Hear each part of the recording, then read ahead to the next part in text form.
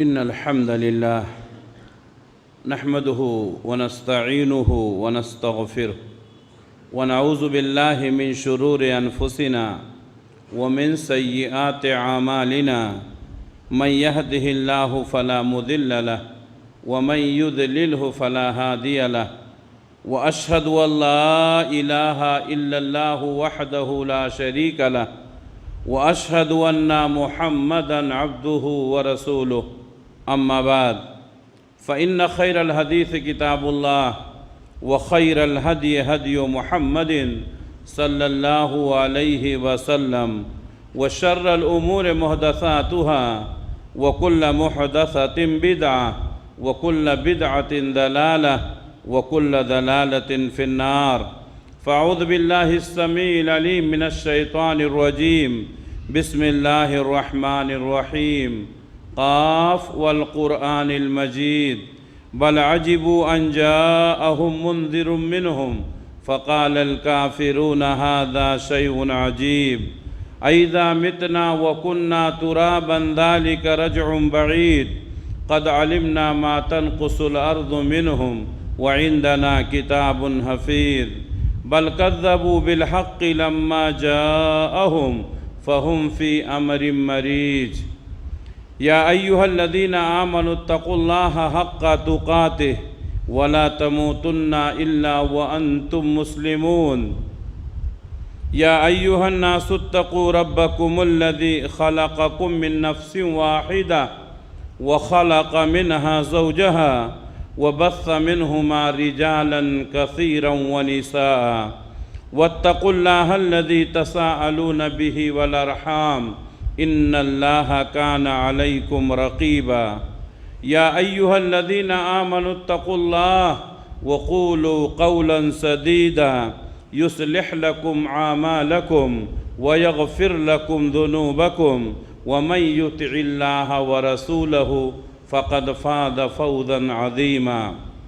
ہر طرح کی تعریف اس اللہ رب العالمین کے لیے لائق اور زیبا ہے جو سارے جہان کا اکیلا خالق ہے، مالک ہے، حاکم ہے، رازق ہے، جس کے ہاتھ میں پوری دنیا کی بادشاہت ہے اور جو اپنے عرش پر ہوتے ہوئے پوری کائنات کا نظام چلا رہا ہے۔ بعدہ اس کے تمام نبیوں اور رسولوں پر درود و سلام نازل ہوں، خصوصاً آخری نبی حضرت محمد مصطفیٰ صلی اللہ علیہ وسلم پر، جو آخری نبی، آخری رسول، آخری پیغمبر بنا کر اس دنیا کے لیے بھیجے گئے، جن کے بعد اب قیامت تک کوئی نبی آنے والا نہیں ہے۔ محترم حاضرین، اللہ تبارک و تعالی ہم سب کا خالق اور مالک ہے، اور اللہ تبارک و تعالی اپنے بندوں پر بہت ہی رحم و کرم کرنے والا ہے۔ اللہ تعالیٰ نے اپنے اوپر ظلم کو حرام قرار دیا۔ اللہ تعالیٰ کسی کے اوپر ظلم نہیں کرتا، اور اللہ تبارک و تعالیٰ نے انسانوں کو بھی یہی حکم دیا ہے کہ کوئی کسی کے اوپر ظلم نہ کرے۔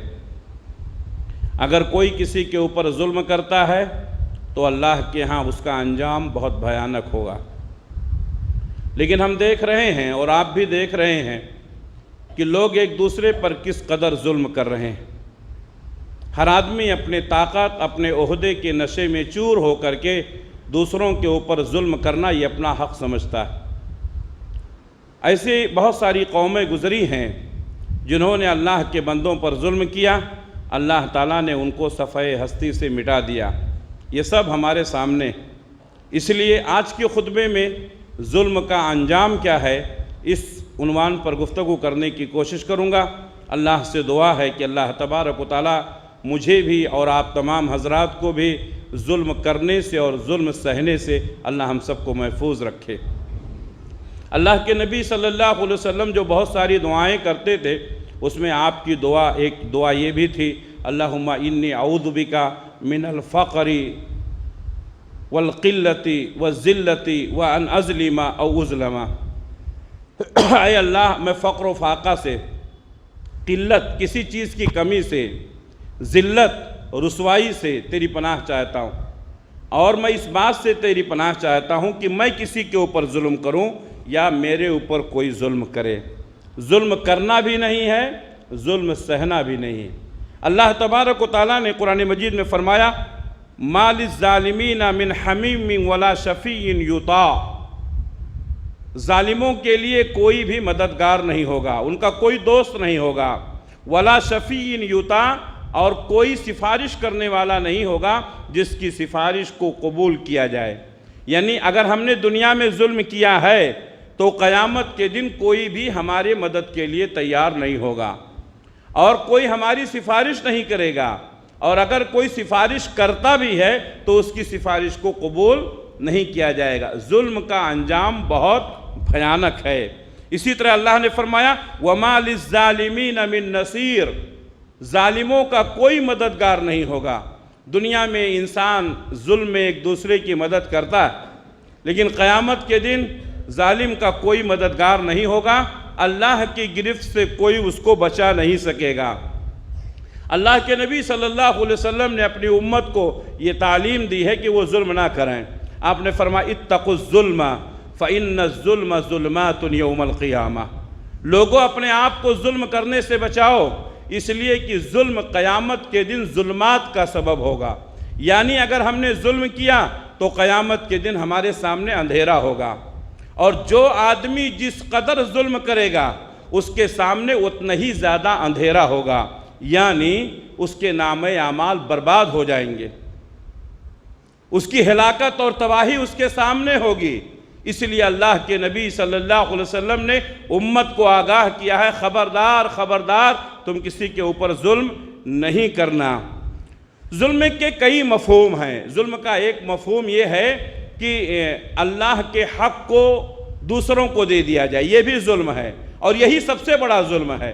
اللہ تبارک و تعالیٰ نے قرآن مجید میں فرمایا الذین آمنوا ولم یلبسوا ایمانہم بظلم فاولئک لہم الامن، جو لوگ ایمان لائے اور اپنے ایمان کو انہوں نے ظلم سے آمیزش نہیں کیا، فاولئک لہم الامن، تو انہی کے لیے امن ہے، انہی کے لیے شانتی ہے۔ صحابہ کرام نے جب اس آیت کو پڑھا تو پریشان ہو گئے، کہا اے اللہ کے رسول ہم میں کون ہے جو ظلم نہیں کرتا ہے، ہمارے سارے اعمال برباد ہو جائیں گے۔ اللہ کے نبی صلی اللہ علیہ وسلم نے فرمایا یہاں اس آیت میں اللہ تعالیٰ نے ظلم سے جو مراد لیا ہے وہ شرک ہے۔ کیا تم نے حضرت لقمان کا وہ واقعہ نہیں پڑھا جب اپنے بیٹے کو نصیحت کرتے ہوئے انہوں نے فرمایا تھا یا بنیا لا تشرک باللہ ان الشرک لظلم عظیم، اے میرے بیٹے اللہ کے ساتھ کسی کو شریک نہیں کرنا، شرک بہت بڑا ظلم ہے۔ تو یہاں ظلم سے مراد شرک ہے۔ اگر کوئی آدمی یہ ظلم کرتا ہے، شرک کرتا ہے، اللہ کا حق دوسروں کو دیتا ہے، تو اللہ تعالیٰ اس کے تمام نامہ اعمال کو برباد کر دے گا۔ اور اسی طریقے سے اللہ تعالیٰ نے فرمایا کہ توحید پرستوں کو ہی امن اور سکون ملے گا۔ آج دنیا میں جو بد امنی ہے، آج جو عجیب قسم کی کیفیت پیدا ہو گئی ہے، آج جو بے چینی محسوس کی جا رہی ہے، آج ہر آدمی اپنے آپ کو پریشان سمجھ رہا ہے، اس کے بہت سارے اسباب ہیں، جس میں سے اہم سبب یہ ہے کہ ہمارا توحید خالص نہیں رہ گیا ہے۔ ہم نے اپنے توحید کو شرک سے آمیزش کر لیا ہے۔ اگر مسلمان یہ بات کہی جائے کہ ہمارے ملک میں 130 کروڑ ہیں، تو میں آپ سے سوال کرتا ہوں کہ 130 کروڑ میں کتنے مسلمان ہیں جن کا ایمان خالص ہے؟ کتنے مسلمان ہیں جن کا ایمان توحید بالکل شرک سے اور بدعات سے پاک ہے؟ اللہ تعالیٰ نے فرمایا انہی کے لیے امن ہے جنہوں نے اپنے ایمان کو شرک سے آمیزش نہیں کیا۔ اگر ایمان کے ساتھ شرک کو ملا لیں گے تو امن نہیں رہے گا، سکون نہیں رہے گا، بد امنی رہے گی، بے چینی رہے گی، بے قراری رہے گی، اتھل پتھل رہے گی، اور آدمی کو سکون نہیں ملے گا۔ دنیا میں اس وقت جو بد امنی پھیلی ہے اس کا سب سے بڑا سبب یہ ہے کہ لوگوں نے اللہ کے حقوق کو ادا کرنا چھوڑ دیا۔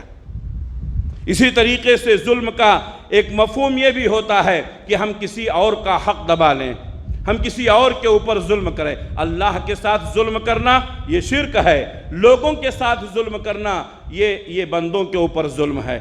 اللہ کے نبی صلی اللہ علیہ وسلم فرماتے ہیں قیامت کے دن مظلوم کو ظالم سے بدلہ دلایا جائے گا، یہاں تک کہ جانوروں کے ساتھ یہ معاملہ ہوگا۔ میرے بھائیوں، اللہ نے ہم کو عقل دی ہے، شعور دیا ہے، سوچنے سمجھنے کی طاقت دی ہے، اس کے باوجود بھی اگر ہم کسی کے اوپر ظلم کرتے ہیں تو اللہ کیسے معاف کرے گا؟ ایک جانور جو لاشعور ہے، جس کے اندر سوچنے سمجھنے کی صلاحیت نہیں ہے، پیارے نبی نے فرمایا کہ ایک جانور بھی کسی جانور پر ظلم کیا ہے تو قیامت کے دن اس کو بدلہ دلایا جائے گا۔ آپ نے فرمایا ایک سینگ والی بکری نے بغیر سینگ والی بکری کو مار دیا۔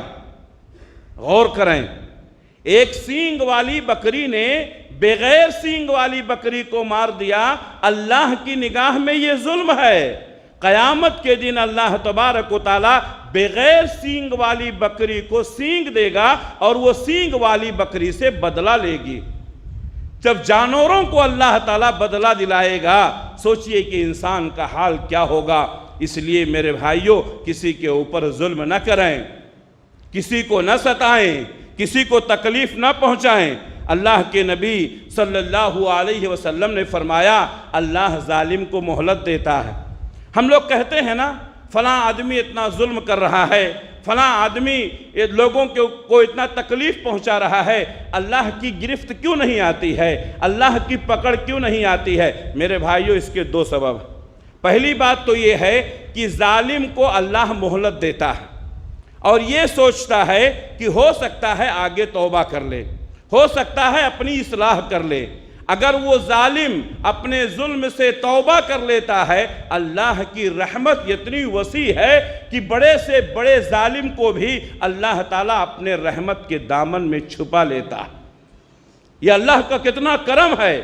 کسی نے کتنا بھی ظلم کیا ہو، آپ کو واقعہ معلوم ہے، ایک آدمی نے 99+100 آدمیوں کا قتل کر دیا تھا، لیکن جب اس نے توبہ کی، اللہ تعالیٰ نے اس کو اپنے رحمت کے سائے میں ڈھانپ لیا۔ یہ اللہ کا کرم ہے۔ اللہ تعالیٰ ظالم کو مہلت دیتا ہے کہ ابھی سدھر جا، ابھی توبہ کر لے، ابھی ہمارے بندوں پر ظلم کرنا چھوڑ دے۔ اگر وہ توبہ کر لیتا ہے، ظلم سے باز آ جاتا ہے، تو اللہ تبارک و تعالیٰ اس کو معاف کر دیتے ہیں۔ تو ظالم کو اللہ مہلت دیتا ہے۔ اور ایک یہ ہے کہ ہماری غلطیوں کی وجہ سے اللہ تعالیٰ ہمارے اوپر ظالموں کو مسلط کر دیتا ہے۔ جب انسان خطا کار ہو جاتا ہے، دین سے دور ہو جاتا ہے، تو اللہ تبارک و تعالیٰ ایسے حکمرانوں کو مسلط کر دیتا ہے جو ان کے اوپر ظلم کرتے ہیں۔ حجاج بن یوسف کے تعلق سے لوگوں نے شکایت کی کہ ہمارے اوپر ظلم کر رہا ہے، تو کہا اللہ تعالیٰ نے تمہیں درست کرنے کے لیے حجاج بن یوسف کو تمہارے اوپر حکمرانی دیا۔ اگر تم صحیح اور درست ہوتے تو اللہ تمہارے حکمرانوں کو بدل دیتا۔ تو یہ دو مقاصد ہوتے ہیں۔ اگر ظالم اپنے ظلم سے توبہ کر لیا، اللہ یقیناً اس کو معاف کر دیتا ہے، اور اگر وہ توبہ نہیں کرتا ہے تو اللہ کی پکڑ بڑی سخت ہے۔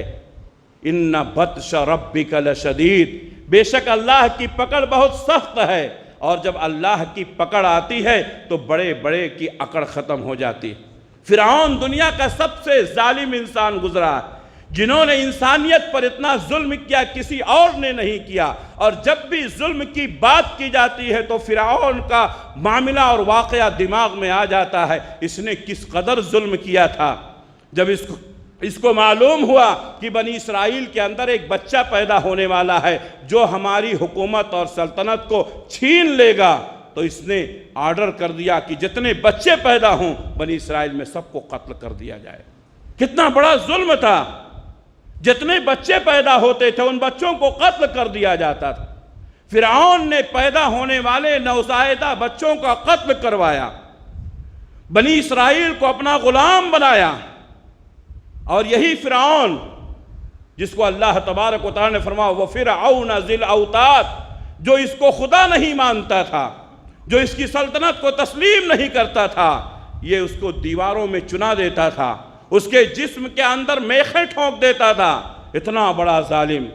اور جب موسیٰ علیہ السلام کا اور جادوگروں کا مقابلہ ہوا، اور موسیٰ علیہ السلام نے اللہ تعالیٰ نے موسیٰ علیہ السلام کے معجزات کو ظاہر کیا، اور موسیٰ علیہ السلام کی لاٹھی نے ان کی تمام رسیوں کو نگل لیا، تو جادوگروں نے سمجھ لیا کہ یہ جادوگر نہیں ہے، یقیناً یہ اللہ کا بہت بڑا پیغمبر ہے، تو وہ جادوگر ایمان لے آئے۔ پھر قرآن پڑھیے، اللہ تعالیٰ نے فرمایا کہ جادوگر ایمان لے آئے تو فرعون نے ان کے اوپر بھی ظلم کیا، ان کے ہاتھ کٹوا دیے، ان کے پیر کٹوا دیے، ان کو سولی پر چڑھا دیا، اس قدر ظلم کیا۔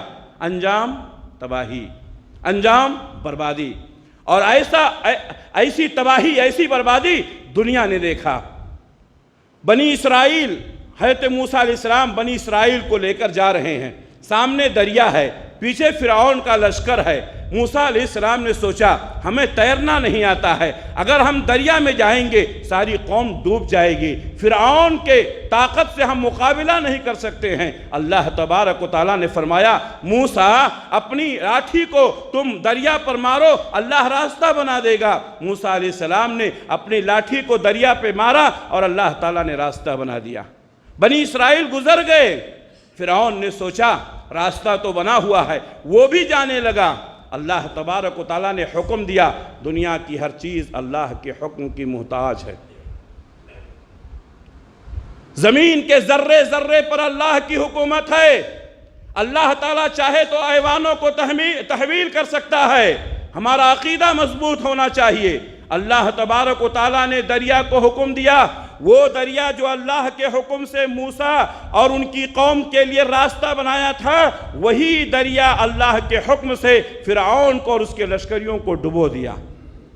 ہمیں معلوم ہے فرعون کو دریا نے قبول نہیں کیا، فرعون کو مٹی نے قبول نہیں کیا۔ ابھی کچھ دنوں پہلے میں تفسیر میں بتا رہا تھا کہ اللہ تبارک و تعالیٰ نے فرعون کو دریا میں ڈبونے کے بعد پھر باہر پھینک دیا، اور اس کی لاش کو بنی اسرائیل نے ساحل پر دیکھا۔ اس کی بہت سارے مقاصد ہیں، جس میں سے ایک مقصد یہ ہے کہ بنی اسرائیل کے اوپر فرعون کا رعب و دبدبہ اتنا مضبوط تھا کہ اگر فرعون کی لاش کو اپنی آنکھوں سے نہیں دیکھتے تو ان کو یقین نہیں ہوتا کہ فرعون مر سکتا ہے۔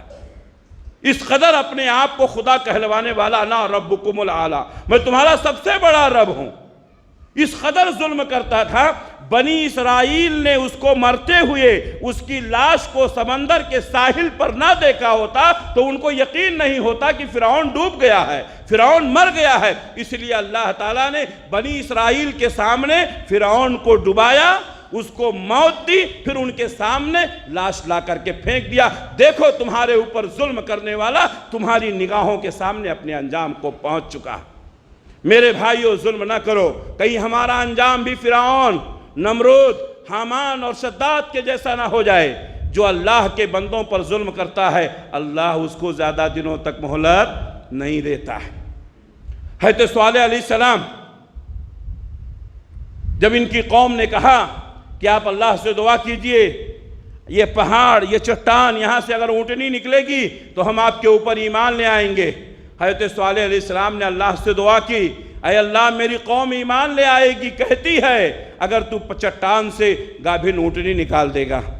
اللہ تعالیٰ نے حکم دیا، چٹان پھٹی، اونٹنی نکلی، لیکن کوئی ایمان نہیں لایا، بلکہ اللہ کی اس اونٹنی کو انہوں نے قتل کر دیا، اللہ کا عذاب آیا۔ میرے بھائیو، اگر ہم جانتے ہیں فلاں آدمی ظالم ہے، اللہ کے واسطے اس کا ساتھ نہ دیں۔ اگر کوئی شخص ظالم کا ساتھ دیتا ہے وہ بھی ظلم میں برابر کا شریک ہے۔ آپ نے ظلم نہیں کیا ہے لیکن آپ نے ظالم کا ساتھ دیا ہے، اللہ کی نگاہ میں آپ بھی جرم میں برابر کے شریک ہیں۔ قرآن مجید میں اللہ تعالیٰ نے قوم سمود کا واقعہ بنایا، حضرت صالح علیہ السلام کی قوم کا۔ فَعَقَرُوهَا فَدَمْدَمَ عَلَيْهِمْ رَبُّهُمْ بِذَنبِهِمْ فَسَوَّاهَا، ان لوگوں نے اس کو ذبح کر دیا، اس کی کوچیں کاٹ دی۔ اللہ تبارک و تعالیٰ نے ان کے اوپر عذاب بھیج کر کے ان کو برابر کر دیا۔ آپ کو معلوم ہونا چاہیے، تفسیر پڑھیے کہ اللہ تبارک و تعالیٰ کی اس اونٹنی کو ذبح کرنے والا صرف ایک آدمی تھا جس کا نام قدار بن سالف ہے۔ قدار بن سالف یہ ناہنجار، یہ اٹھا اور اللہ کی اونٹنی کو ذبح کر دیا، جس سے وہ اونٹنی مر گئی۔ لیکن اللہ کا عذاب آیا تو پوری قوم پر آیا۔ پوری قوم پر کیوں آیا؟ جرم تو ایک آدمی نے کیا تھا، عذاب پوری قوم پر کیوں آیا؟ اللہ نے فرمایا فَعَقَرُوهَا، ان سب نے ذبح کیا۔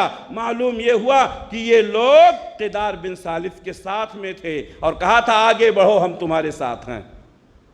کیا کہا تھا؟ آگے بڑھو ہم تمہارے ساتھ ہیں۔ ظالم کا ساتھ دینا ظلم کرنا ہے۔ اس لیے میرے بھائیوں، اگر ہمیں معلوم ہو گیا ہے ہمارا ساتھی ظالم ہے، اپنے ماتحتین کو ستاتا ہے، ان کو تکلیف پہنچاتا ہے، تو اللہ کے واسطے ہم اس کا ساتھ نہ دیں، ورنہ ہم یہ کہہ کر کے نہیں بچ سکتے ہیں کہ جرم وہ کر رہا ہے، آپ اس کا ساتھ دے رہے ہیں، جرم میں آپ برابر کے شریک ہیں۔ یہ اللہ کا دستور ہے۔ اسی طریقے سے اللہ تبارک و تعالیٰ مہلت دینے کے بعد جب آدمی اپنی اصلاح نہیں کرتا ہے تو اللہ کا عذاب آتا ہے۔ وہ مکہ کے بڑے بڑے چودھری جنہوں نے صحابہ کرام پر ظلم کیا، ان کو مارا، ان کو ستایا، ان کو تکلیفیں دی اور مکہ کی سرزمین کو ان کے لیے تنگ کر دیا، حتیٰ کہ دارالندوہ میں میٹنگ کر کے نبی کریم صلی اللہ علیہ وسلم کے قتل کی سازش بھی کی گئی۔ اتنا بڑا ظلم اللہ تبارک و تعالیٰ نے کیسا ہلاک کیا۔ نبی صلی اللہ علیہ وسلم اور آپ کے صحابہ ہجرت کر کے مکہ سے مدینہ چلے گئے۔ 1.5 سال کے بعد مدینہ سے لوگ اور مکہ سے لوگ آئے اور بدر کے مقام پر مقابلہ ہوا۔ یہ پہلا مقابلہ تھا اسلام کا اور کفر کا جو علی اعلان ہوا۔ 313 مسلمان تھے، 1000 کی تعداد میں کافر تھے۔ اللہ تبارک و تعالیٰ نے ان کافروں کو ایسا ذلیل کیا، وہ لوگ جو مکہ کے بڑے بڑے چودھری تھے، جو بڑے بڑے رئیس تھے، جو یہ سمجھتے تھے کہ جو ہم چاہیں وہ کر سکتے ہیں، جنہوں نے یہ کہا تھا کہ ہمارے اتنے بڑے بڑے آدمیوں کے ہوتے ہوئے، اتنے بڑے خاندان کے لوگوں کے ہوتے ہوئے اس شخص کو اللہ نے نبی کیسے بنا دیا جس کے شام کے کھانے کا انتظام نہیں، صبح کے کھانے کا انتظام نہیں۔ ان کو اپنی چودراہٹ پر بڑی ناز تھی، اپنے غلاموں پر انہوں نے ظلم کیا اسلام لانے کی وجہ سے۔ اللہ کا نظام دیکھیے، بدر کے میدان میں انہی غلاموں نے اپنے آقاؤں کا قتل کیا۔ اللہ کا نظام دیکھیے۔ میرے بھائیوں، ہوش کے ناخن لیجئے، اللہ اپنے دستور کو کبھی بدلتا نہیں ہے۔ جن کو حقیر سمجھا جاتا ہے وہی لوگ کامیاب ہوتے ہیں۔ اللہ تبارک و تعالیٰ انہی غلاموں کے ذریعے سے مکہ کے ان چودھریوں کا قتل کروایا، اور ایسی ذلت اور رسوائی کے ساتھ 70 لوگوں کو قتل کر کے بدر کے گندے کنویں میں ڈال دیا گیا، اور 70 چودھریوں کو گرفتار کر کے اس میں ہتھکڑیاں لگا کر کے رسیاں باندھ کر کے مدینہ لے کر گئے۔ کتنی بڑی ذلت تھی، کتنی بڑی رسوائی تھی۔ اللہ تعالیٰ ظالم کو زیادہ دنوں تک مہلت نہیں دیتا ہے۔ میرے بھائیوں، اسی لیے اللہ کے نبی صلی اللہ علیہ وسلم نے اپنی امت کو آگاہ کیا، خبردار خبردار اے میری امت کے لوگوں، تم کسی کے اوپر ظلم نہ کرنا۔ ظلم کی یہ داستانیں تم پڑھتے ہو، اگر تم بھی اپنے آپ کو ظلم سے نہیں بچاؤ گے اللہ کا عذاب تمہارے اوپر بھی آئے گا۔ اللہ کے نبی صلی اللہ علیہ وسلم فرماتے ہیں، اگر کسی نے کسی کی ایک بالشت زمین، یہ ایک بالشت ہے، ایک بالشت زمین اگر کسی نے کسی کو ہتھیا لیا ناجائز طریقے سے، وہ ہمارا نہیں ہے، قیامت کے دن اللہ تعالیٰ 7 زمینوں کا طوق پہنائے گا۔ ایک بالشت کے لیے مر رہا تھا، لے 7 زمینوں کا طوق پہنایا جائے، یعنی اس کو 7 زمینوں کے نیچے دھنسا دیا جائے گا۔ بعض لوگ کہتے ہیں اللہ تعالیٰ نے 7 آسمانوں کا ذکر کیا ہے، 7 زمینوں کا بھی ذکر ہے۔ ایسے ظالم کو جو ایک بالشت زمین بھی لے لے، 7 زمینوں کے اندر اس کو دھنسایا جائے گا، 7 زمینوں کا طوق پہنایا جائے گا۔ آج تو پوری دکانیں غائب ہیں، آج تو پورے گھر ہی غائب ہیں۔ آج ہم کس قدر لوگوں کے حقوق چھین رہے ہیں، اپنے بھائیوں کے حقوق، اپنی بہنوں کے حقوق، اپنی پڑوسیوں کے حقوق۔ ہم کیا قیامت کے دن اللہ کے سامنے منہ دکھائیں گے؟ یہ روزے، یہ نماز، یہ صدقات، یہ خیرات، یہ ذکر، یہ اذکار، یہ قرآن کی تلاوت، یہ اسی وقت آپ کو فائدہ پہنچائیں گی جب آپ اپنے آپ کو ظلم سے بچائیں گے۔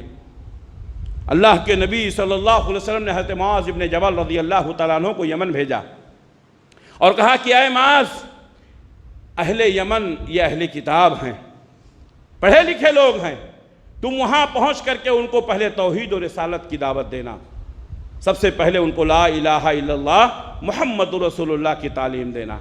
جب وہ اس کو تسلیم کر لیں تب ان کو بتانا کہ 5 وقت کی نماز دن اور رات میں فرض ہے۔ تبلیغ کی ترتیب ہمارے نبی نے بتائی، پہلے توحید و رسالت کی، پھر اس کے بعد نماز کی، پھر نماز بھی قائم کرنے لگے تو آپ نے فرمایا کہ تیسری بات ان کو بتاؤ کہ اللہ تعالیٰ نے ان کے مال میں زکوٰۃ فرض کیا ہے، جو ان کے امیروں سے وصول کر کے غریبوں میں تقسیم کیا جائے گا۔ یہ 3 باتیں اللہ کے نبی صلی اللہ علیہ وسلم نے حضرت معاذ بن جبل کو بتائی، اور فرمایا کہ جب اس کو بھی قبول کر لیں تو ان کے صحیح اچھے مال لینے سے پرہیز کرنا، اور اے معاذ مظلوم کی بد دعا سے بچو، اتقی دعوت المظلوم فإن ليس بينه وبين الله حجاب۔ مظلوم کی بد دعا سے بچو، اس لیے کہ مظلوم اور اللہ کے درمیان کوئی حجاب نہیں ہوتا۔ جب مظلوم کی آہ نکلتی ہے تو ظالم کی زندگی تباہ ہو جاتی ہے، اس لیے کبھی کسی کی آہ نہ لیں، کسی کے اوپر ظلم کر کے، کسی کو پریشان کر کے کسی کی بد دعا نہ لے۔ آج بہت سارے لوگ ہیں، بہت ساری نیکیاں کرتے ہیں، لیکن دوسروں کے اوپر ظلم کر کے ان کی بد دعائیں بھی لیتے رہتے ہیں۔ اپنے آپ کو دوسروں کی بد دعا لینے سے بچائیں۔ ایک چیز اور ہمارے دماغ میں بہت سارے لوگ سوچتے ہیں، نہیں مسلمان کے اوپر ظلم کریں گے تو اللہ، کافر ہو یا مسلمان، ظلم ہے۔ انسانیت چھوڑو، اگر جانور کے اوپر بھی ظلم کیا گیا ہے تو یہ بھی اللہ کی نگاہ میں درست نہیں ہے۔ کوئی بھی ہو، مومن ہو کافر ہو، مظلوم ہے، اس کی دعا اللہ قبول کرتا ہے۔ ایک کافر کے اوپر بھی اگر ظلم کیا جائے اور اس کی آہ نکلے تو اللہ اس کی فریاد کو ضرور سنتا ہے۔ اس سلسلے میں حضرت عائشہ صدیقہ رضی اللہ تعالیٰ عنہ ایک واقعہ بیان کرتی ہے، کہتی ہے ایک عورت تھی، وہ عورت جب بھی مجھے وہ واقعہ بتاتی تو اس کی آنکھوں سے آنسو جاری ہو جاتے، اور وہ واقعہ اتنا بھیانک اور دردناک تھا کہ جب میں اس واقعے کو سنتی تھی میں بھی اشکبار ہو جاتی تھی۔ وہ واقعہ کیا تھا؟ کہتے ہیں ایک عورت وہ حضرت عائشہ صدیقہ رضی اللہ تعالیٰ عنہ کے پاس آتی اور آپ اپنا وہ واقعہ بیان کرتی۔ واقعہ کیا ہے؟ کہتی تھی کہ میں پہلے زمانے میں جب میں مسلمان نہیں ہوئی تھی، میں کسی کے گھر میں نوکری کرتی تھی، کسی کے گھر میں کام کیا کرتی تھی۔ ایک دفعہ کا واقعہ ہے، گھر کی جو خاتون تھی وہ نہانے کے لیے باتھ روم میں چلی گئی اور اس کا ہار غائب ہو گیا۔ یہ صحیح حدیث ہے، اس کا ہار غائب ہو گیا۔ خاتون جب نہا کر کے وہ مالکن گھر کی باہر نکلی تو اس نے دیکھا کہ اس کا ہار غائب ہو گیا ہے۔ اس نے مجھے کہا کہ یہ ہار تو نے ہی چرایا ہے۔ وہ خاتون، وہ عورت کہتی ہے میں نے لاکھ کہا کہ میں نے ہار نہیں چرایا، میں غریب بھلے ہوں، چور نہیں ہوں، لیکن اس خاتون نے ماننے سے انکار کر دیا۔ اس کی تلاشی لی گئی، تلاشی لینا اچھی بات ہے، لیکن اس کی تلاشی ایسی لی گئی، اس کے جسم کے پورے کپڑے اتروا دیے گئے، یہاں تک کہ اس کے شرمگاہ کی تلاشی لی گئی۔ اللہ اکبر! اس کے شرمگاہ کی تلاشی لی گئی۔ وہ عورت اس وقت مسلمان نہیں تھی، لیکن وہ کہتی ہے میں نے اپنے دونوں ہاتھ آسمان کی طرف اٹھایا اور کہا اے اللہ اگر تو موجود ہے تو میرے اوپر جو یہ ظلم ہو رہا ہے تو دیکھ لے اور ظالم کو اس کے انجام تک پہنچا دے۔ وہ خاتون گرچہ مسلمان نہیں تھی، لیکن جب اس نے اپنے ہاتھوں کو آسمان کی طرف اٹھایا، اللہ تعالیٰ نے ایک پرندہ بھیجا، ایک چیل آئی اور اس نے لوگوں کے سامنے وہ ہار گرا دیا۔ لوگوں کو معلوم ہوا یہ عورت چور نہیں ہے، یہ ہار چیل اٹھا کر لے گئی تھی۔ میرے بھائیوں، جب مال جاتا ہے تو انسان بدگمان ہو جاتا ہے، دوسروں کے اوپر شک کرنے لگتا ہے۔ ظلم اس قدر، شرمگاہ تک کی تلاشی لی گئی۔ حضرت عائشہ صدیقہ رضی اللہ تعالیٰ عنہ کہتی ہیں جب بھی وہ خاتون میرے پاس آتی، اپنا واقعہ بیان کرتی، وہ بھی رونے لگتی، میں بھی رونے لگتی۔ یہ واقعہ ہی ایسا ہے۔ بعد میں وہ عورت مسلمان ہو گئی اسی واقعے کے ذریعے سے۔ میرے بھائیوں، کسی کے اوپر ظلم نہ کریں۔ اللہ کے نبی صلی اللہ علیہ وسلم نے فرمایا کہ اپنے بھائی کی مدد کرو، خواہ وہ ظالم ہو یا مظلوم ہو، انصر اخاک ظالما او مظلوما۔ اپنے بھائی کی مدد کرو، ظالم ہو یا مظلوم۔ صحابہ نے کہا ہے اللہ کے رسول مظلوم کی تو مدد کریں گے، ظالم کی مدد کیسے کریں گے؟ آپ نے فرمایا اپنے بھائی کو ظلم کرنے سے روک دو، یہی اس کی مدد ہے۔ ہمارا کوئی ساتھی، ہمارا کوئی دوست، ہمارا کوئی رشتہ دار ہم جانتے ہیں کہ وہ ظلم کرتا ہے، ہماری ذمہ داری ہے کہ ہم اس کو سمجھائیں، ہم اس کو بتائیں، ہم اس کو روکیں تاکہ وہ ظلم سے باز آ جائے، یہی اس کی مدد کرنا ہے۔ میرے بھائیو، ظلم کی بہت ساری قسمیں ہیں، میں اگر بتاؤں تو ایسا لگے گا کہ ہم سب ظالم ہیں، کہیں نہ کہیں کسی نہ کسی طریقے سے ہم لوگ ظلم کے شکار ہیں۔ اللہ تعالی ہم کو ظالم بھی نہ بنائے، مظلوم بھی نہ بنائے۔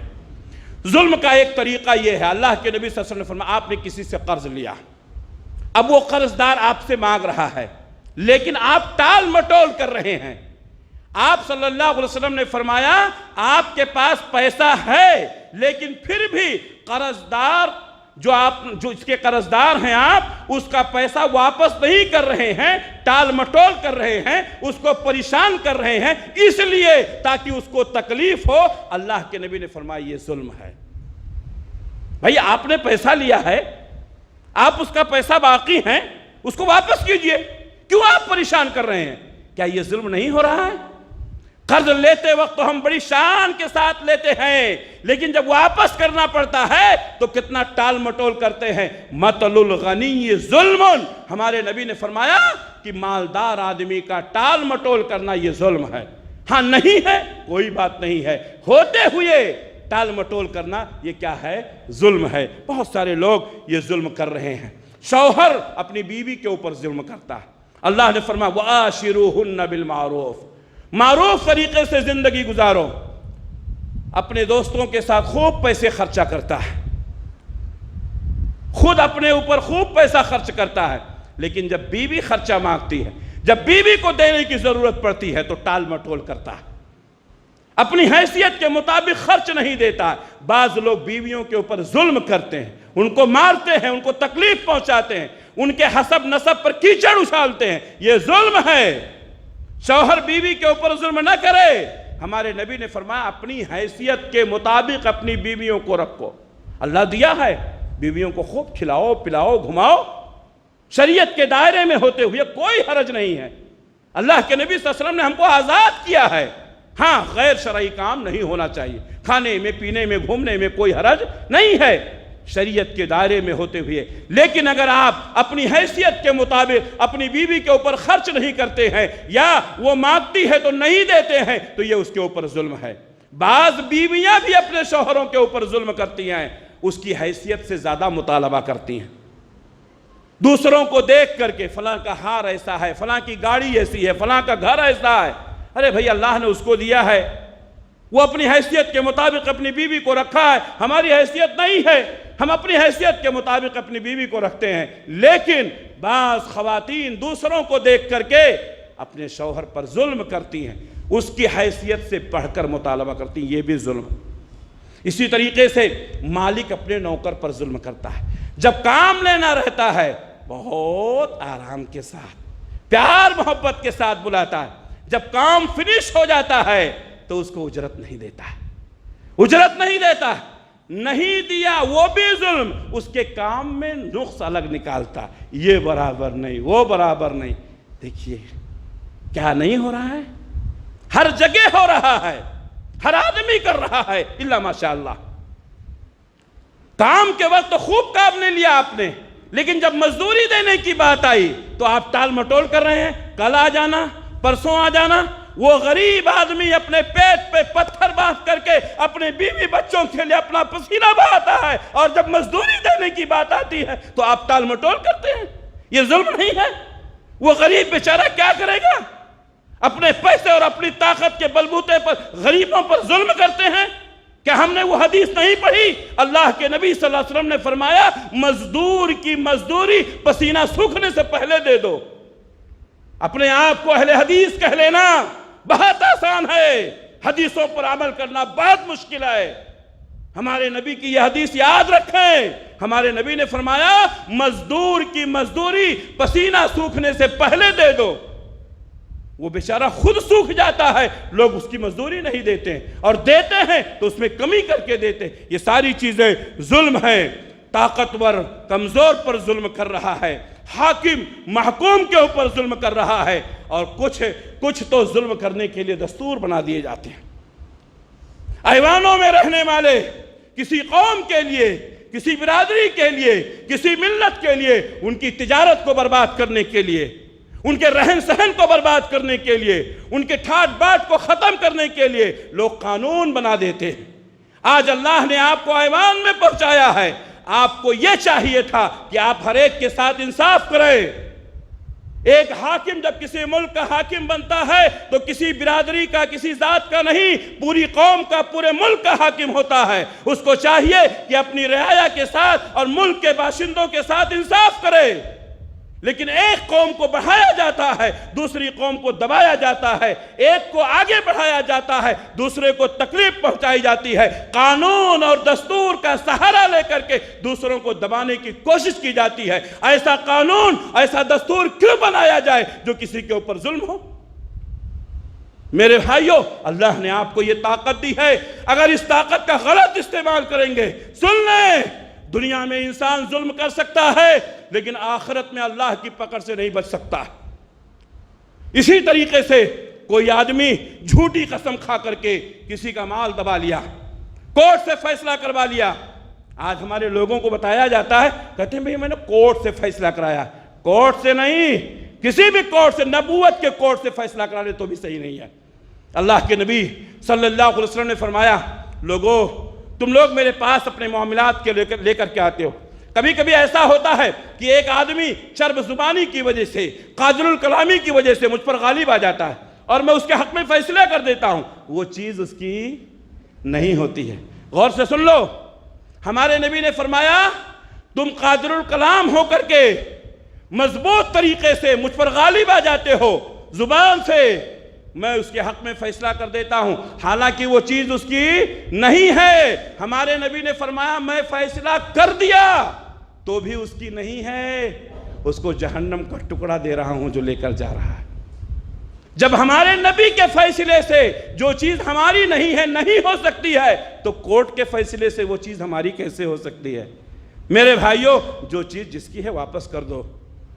اللہ کے نبی صلی اللہ علیہ وسلم نے فرمایا لوگوں دنیا میں ہی معاملات کو رفع دفع کر لو، دنیا میں معاملات کو رفع دفع کر لو قبل اس کے کہ وہ دن آ جائے جہاں نہ درہم ہوگا نہ دینار ہوگا۔ آپ ظالم کو منانا چاہیں گے لیکن آپ کے پاس کچھ نہیں ہوگا۔ وہ دن آنے سے پہلے معافی مانگ لو۔ آج انسان جھکنا نہیں چاہتا ہے، آج انسان اپنی اکڑ میں، اپنی انا میں پھنس کر کے لوگوں کے اوپر ظلم کرتا ہے۔ اگر ہم نے کسی کے اوپر ظلم کیا ہے اور ہم اس سے کہنے بھائی معاف کر دو، شیطان غالب آ گیا تھا، میں نے غلطی کر دی، ہم چھوٹے ہو جائیں گے، اگر بڑے ہیں اللہ ہمیں اور بڑا کر دے گا۔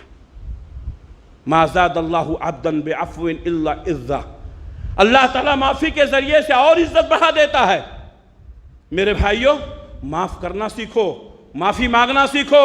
معافی مانگنے سے کوئی چھوٹا نہیں ہوتا ہے، لیکن یہ ذرا سی اکڑ، یہ انا، یہ میں پنا، یہ قیامت کے دن ہمارے لیے تباہی کا سبب بنے گا۔ ایک غریب آدمی مسجد کے دروازے پر اگر ہم نے اس کے اوپر ظلم کیا ہے، وہ معمولی آدمی ہے، اس سے بات کرنا کوئی توہین سمجھتا ہے۔ اگر ہم نے اس کے اوپر ظلم کیا اور قیامت کے دن اللہ تعالیٰ نے یہ پوچھ لیا کہ تو نے اس کے اوپر ظلم کیوں کیا تھا، ہم کتنے بھی بڑے آدمی ہوں، ہمارے پاس کوئی جواب ہوگا نہیں۔ میرے بھائیوں، اللہ کے نبی صلی اللہ علیہ وسلم نے فرمایا قیامت کے دن اللہ تعالیٰ فیصلہ کرے گا، وہاں روپے پیسے نہیں ہوں گے، اعمال کا فیصلہ ہوگا۔ مظلوم کو ظالم کی نیکیاں دے دی جائیں گی، نماز پڑھیں گے، روزہ رکھیں گے، صدقہ خیرات کریں گے، ہماری نیکیاں کس کو دے دی جائیں گی؟ مظلوم کو دے دی جائیں گی۔ اور اس کے بعد بھی اگر ظلم ختم نہیں ہوا تو اس کے گناہ کو اس کے اوپر ڈال دیا جائے گا۔ میرے بھائیوں، وہ دن آنے سے پہلے اپنے آپ کی اصلاح کر لیں۔ اللہ سے دعا ہے کہ اللہ تعالیٰ ہم سب کو ظالم اور مظلوم دونوں ہونے سے بچائے۔ اللہ تعالیٰ ہم سب کا حامی و ناصر ہو۔ اللہ جب تک دنیا میں رکھے اسلام پر قائم رکھے، خاتمہ ہو تو ایمان بالخیر پر ہو۔ ربنا تقبل منا انک انت السمیع العلیم وتب علینا انک انت التواب الرحیم برحمتک یا ارحم الراحمین، آمین۔